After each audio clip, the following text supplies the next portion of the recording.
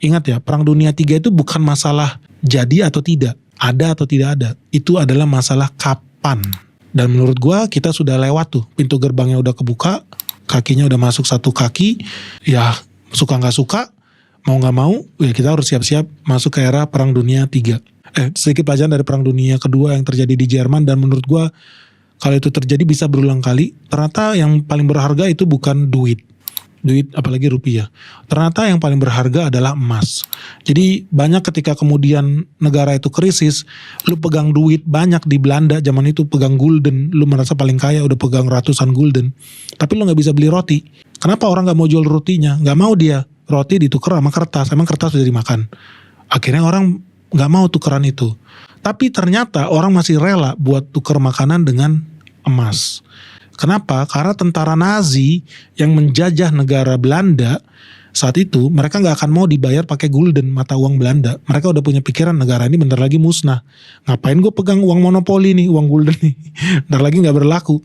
Tapi tentara Nazi tahu emas pasti akan berlaku. Jadi banyak orang-orang Israel, orang-orang Yahudi itu bisa lolos dari penjara, nyogok tentara Jerman pakai emas. Makanya mereka banyak kemudian melebur emasnya, dibikin jadi gigi-gigi palsu. Dan mereka bisa bertahan hidup di penjara. Kalau butuh makanan dia copot giginya, dia tuker sama roti. Ternyata ada gunanya ya lu punya gigi emas ya. Ntar bisa ngetren nih orang-orang di Indonesia investasi gigi emas semua nih. Menyambut Perang Dunia III. Tapi itu realitanya lah. Itu realitanya, dan makanya lu gak usah kaget harga emas gue yakin akan naik terus.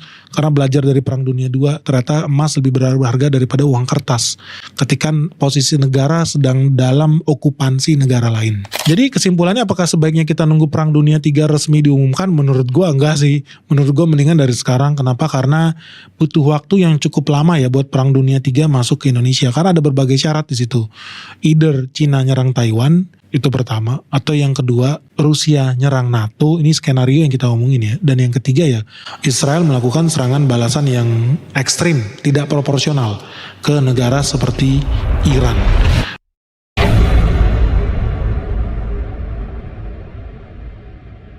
Dan kalau itu udah kejadian, menurut gue dunia akan terseret ke Perang Dunia Ketiga. Tapi ingat, selalu butuh waktu lama. Kamu ingat ya, Perang Dunia II itu mulai di tahun 1939 ketika Jerman menyerang Polandia. Itu mulainya. Terus kemudian pecahlah perang besar di Eropa.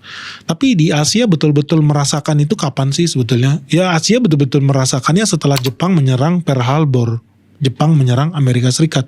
Itulah for real terjadi Perang Dunia. Di situ baru kejadian di tahun 1941. Jadi ada jeda.